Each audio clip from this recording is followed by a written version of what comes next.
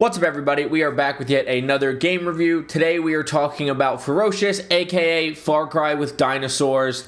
As usual, we'll talk about the game, go through the pros, the so-sos, and the cons, and then we'll wrap up all my thoughts together and give it a rating at the end. Before we do that, if you want to watch me play new single-player games, or my single-player Sundays, or Apex, Warzone, maybe some RedSec, bunch of different random new games, my Twitch is linked down below. Also linked down below is my Twitter, Instagram, TikTok, and single player channel and car, Instagram, TikTok, and YouTube channel if any of those interest you. I appreciate the support here, there, or anywhere. So, for Ferocious, what is it? It's a smaller indie project.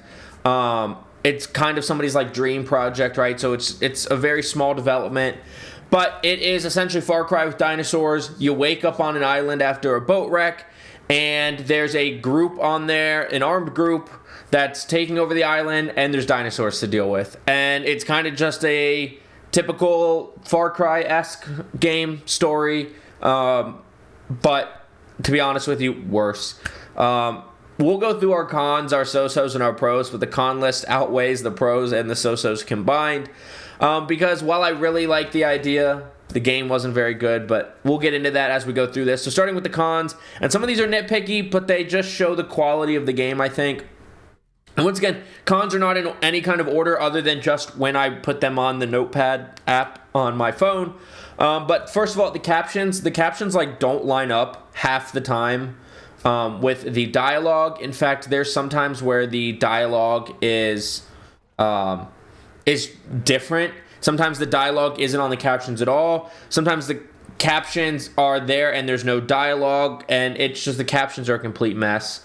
The next thing I have is mantling. Mantling is super inconsistent. You'll be able to mantle over one wall or edge or railing or whatever, and then something the exact same height you can't. And then there's climb areas that are noted by rope and viney, grassy moss. But there will be stuff that you just literally can't mantle over, and then you can go right next to it and mantle over a different surface the same height. And so it kind of makes moving around the open world kind of shit, to be honest. The mantling is really bad. Another thing is the gunplay in this game.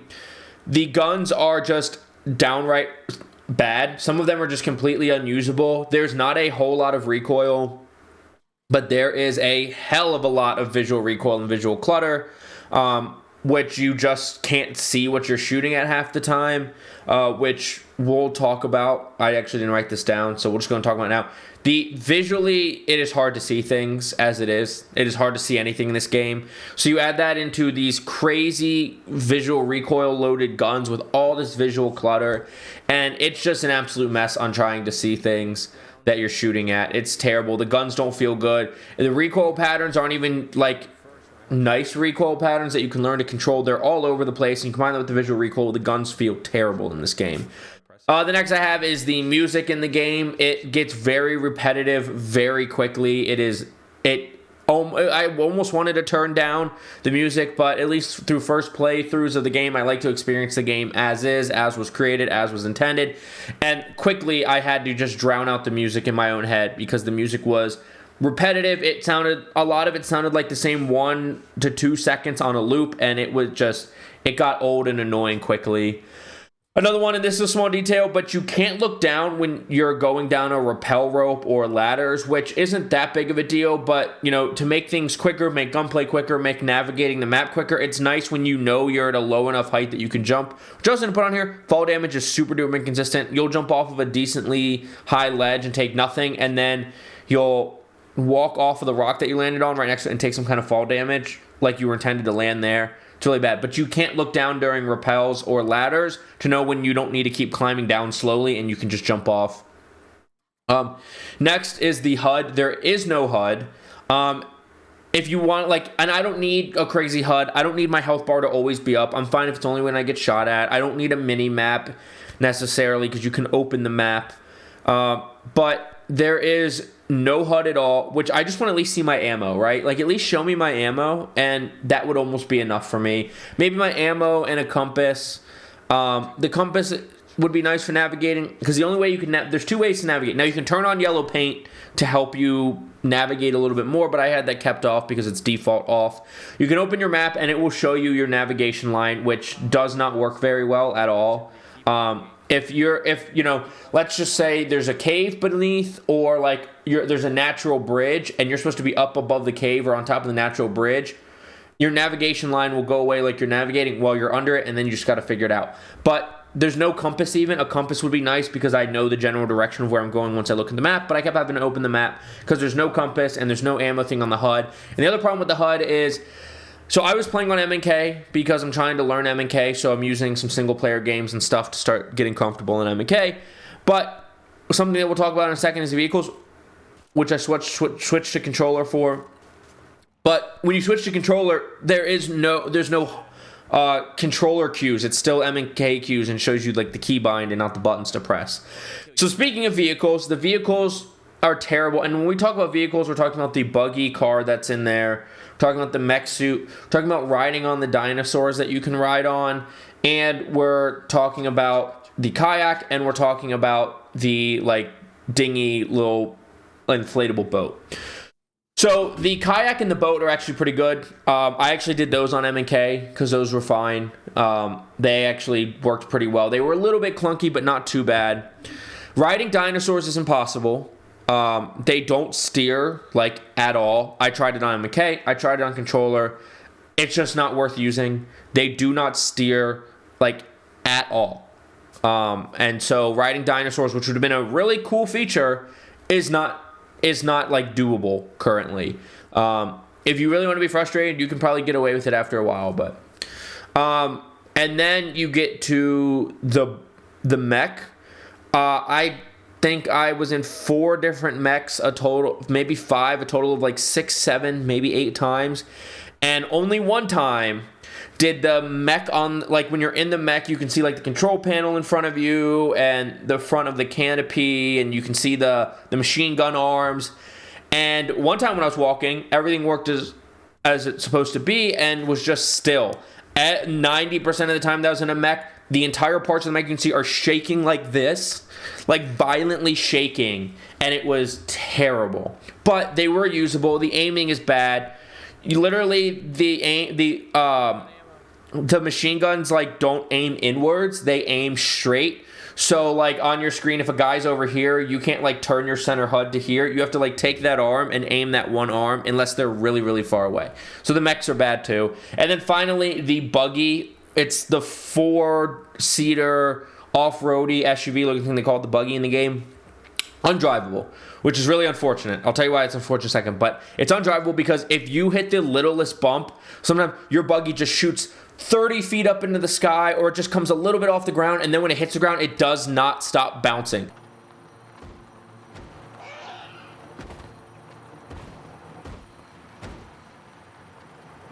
Okay, you're entering the Grass Valleys, a region where Manifesto kept trying to expand its infrastructure, but ultimately failed.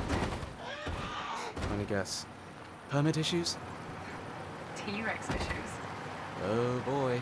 Can't wait to meet the local. And when it stops bouncing, you try to get back in it, it just goes right back to it. One time I was able to get in it and didn't bounce, but it didn't like drive. It was like compressing the ground. It's like the wheels compress up into the wheel wells on the vehicle, and they either shoot back out or they get stuck there, and it makes the vehicles undrivable, which is really unfortunate because there's one mission where you're with a baby T-Rex and you have to drive him in a buggy. And if you go look at my playthrough, which is linked down below, it's in part 2. I bet you I spent an hour trying to make this mission work. This very short section of a mission that should, if the vehicle worked, take 5 minutes. Probably took me 45 minutes to an hour because I kept failing because you're going along you're going along a cliff with water on the side too, and you hit the smallest bump in the ground and you just go flying, and it took forever. So I was like, all right. And this leads us into our next thing, which is buggy. So I'm like, all right, it'll take way longer because you can't sprint while you're carrying the baby dino, but you can carry it. So I'll just slow walk this, right? After you slow walk long enough, the T-Rex baby just disappears, because it's supposed to be in the vehicle. It just disappears. And when you put it down, you can't pick it back up to make it reappear because it's just gone. So you can't slow walk it, and it takes forever to drive because the vehicles don't work. And so it just ends up being downright terrible to play on that part of that mission. It makes it literally undrivable. And so to the buggy part, first of all, that dyno, you should be able to just carry the dyno if you want. Because at the end of the day, you don't have to deliver it in a vehicle. You still, when you complete the objective, you still have a cutscene where it takes it out of the vehicle and carries it. So you don't have to have it in the car. They just want it to be in the car. But that's not the only buggy thing. You'd have dinosaurs that are supposed to follow you, get stuck on things, and then no matter what you do, they can't get through that area. Dinosaurs just clipping through random surfaces and getting stuck. You had random AI like enemies clipping through things. Most of the bugs were like clipping. Sometimes there's things just not loading in. It's the car's super duper buggy where it just starts bouncing everywhere as soon as you hit the smallest uneven part of the ground. Sometimes you have your dinosaur control device, which you use to scan dinosaurs, and that's how you can command them. And sometimes I had a time where it just got stuck out. I couldn't put it away. When I put it away, my map and notebook would come out, and when I put that away, the dinosaur control, the dino control device comes back out. It wouldn't let me switch to weapons or anything. It just would not let me get out of those two items. So it's buggy galore like that. Things clip through things don't load in. You get stuck holding certain things unless you reload. The vehicles are undrivable due to vehicle bugs. That T-Rex disappears. If the T-Rex is meant to be in the vehicle, first of all, fix the vehicle. Second of all, don't let me pull it out of the vehicle where it still needs to be in the vehicle. So all sorts of bugs all over the game. This game, if you clean up a lot of the bugs, I would probably have less of a complaint about this game. I would complain a lot less because, hey, I can deal with it's a small indie studio doing a passion project, right? It might be one dev, it might be a few. I don't remember how many are on this team, but it's a very small team. And so I could look past it if the bugginess didn't make some important features in the game unusable. So next is the AI enemies. First of all, the AI enemies have a big flashing red light on them because sometimes they're really hard to see. But they're also just dumb most of the time. You can like crouch walk up to them and then do a takedown even though they're staring at you. I was doing takedowns in plain view of a different AI enemy and they just weren't reacting. Other times there's no way they would see or hear you, and they do see or hear you, like their back's turned to them and you're not moving and they're like, hey, he's got a gun or something like that. And then sometimes they can't hit any bullets at all, and sometimes they don't miss. Sometimes they're not aiming at you and they're not even looking at you, but they're shooting and their bullets are hitting you.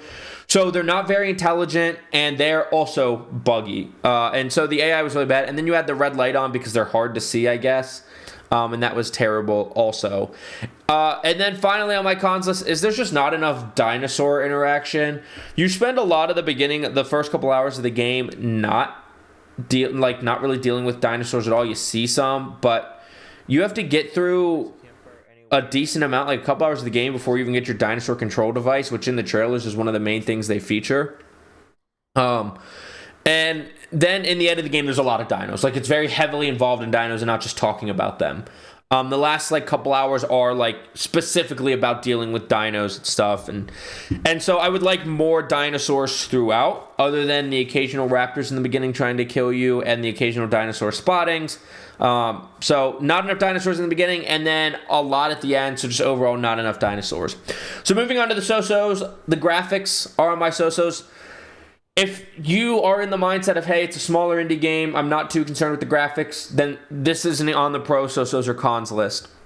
But I didn't want to put on the cons because of that. But the graphics are bad. They look like they're from 2008, 2004 maybe, right? Somewhere in there. Mid-2000s, maybe being generous, saying the late 2000s. And because it's a smaller indie project, I'm good with that.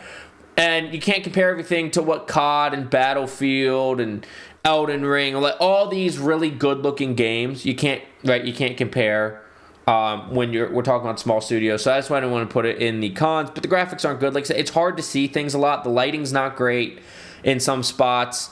Oh, con item is a flashlight. You have a flashlight for dark areas. It's useless. It barely lights up anything. When you get close to stuff, it just blinds you. But the graphics aren't good. Not detailed enough to make out the different enemies. But it's a small indie project, so what are you going to do, right? You can look. The graphics aren't so bad that the game's unplayable. They're just not, living up to double and AAA standards. But like I said, small passion project. And then the story's just so-so. If you played Far Cry games, I mean, you can watch my playthrough. I mostly started doing it in part 3. But I was just saying, oh, this is what's about to happen. And then it would happen. The story was very predictable. It was very, generic Far Cry-esque story. And so it was fine. It wasn't terrible. It wasn't bad. Oh, another con I didn't put on here, I forgot, was the voice acting's terrible, which makes the story less interesting. The voice acting is just bad. The main character's okay. A scientist that's helping you in your ear is okay. And the main character's brother's okay. But outside of that, it's just downright bad. And then moving on to the pros, there's a lot of save points. Which is good because the game can bug out and you need to reload save points and you don't want to reload too back. There's a lot of save points and you can also get matches, and you save at campfires, you can get matches which help you create a campfire anywhere, so you can save anywhere as long as the surface allows. I found one time in a building it wouldn't let me do it, but pretty much anywhere outside you can build your campfire and save. And then it also was kind of unique, right? I put unique on here, but it's only kind of unique. The Far Cry thing's been done. We've had Far Cry with creatures because we had Far Cry Primal, but we haven't had Far Cry where you can control dinosaurs, and so it's kind of unique that dinosaurs are so heavily involved in this. And I almost could have put the uniqueness on the so-sos because it's not crazy unique, but it's hard to say any uniqueness is bad, right? And it wasn't unique in that there's a mercenary group, but the dinosaur part of it, and the dinosaur control device, and some of the puzzle solving that requires dinosaur control, that was unique, and I did like that part. So we'll go through the cons really quick. No, captions are bad, mantling's bad, gunplay's bad, music is repetitive and annoying. You can't look down during rappels and ladders. There's not any HUD elements by default, and when there is, it doesn't show controller cues, and you have to inspect your gun for ammo. The vehicles are all bad except for the kayak and the dinghy, which are just fine. It's buggy. The AI enemies are bad. There's not enough dinos in the beginning of the game. The lighting's bad. The voice acting's bad. The so-sos, the graphics are just fine, but, we're not looking for double or AAA with such a small project. The story is fine, but very predictable, very generic. And the pros are there's a lot of save points and it's unique. So, I feel bad shitting on a game so hard, especially a small game like this. But this game ended up taking me, what was it by the end of it? 7 to 8 hours, maybe 8 to 9. I'd have to go look, but I think it's pushing over 8 hours. And some of that is bugginess.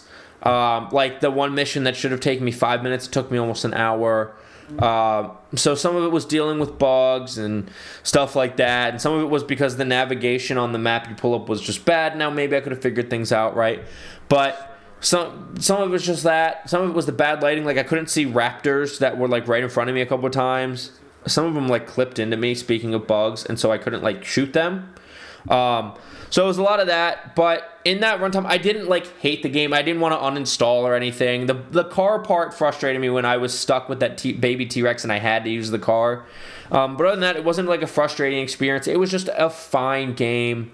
But with all of the issues, it being fine, I can't give it a fine rating because the issues were so bad. And, I want to take into context it's any game, but I'm just reviewing the game in general, not reviewing games by categories. And so, while I didn't hate the game, I certainly did not love the game. And, I'm feeling a 4, 3.5 maybe. It's a 3.5 or a 4.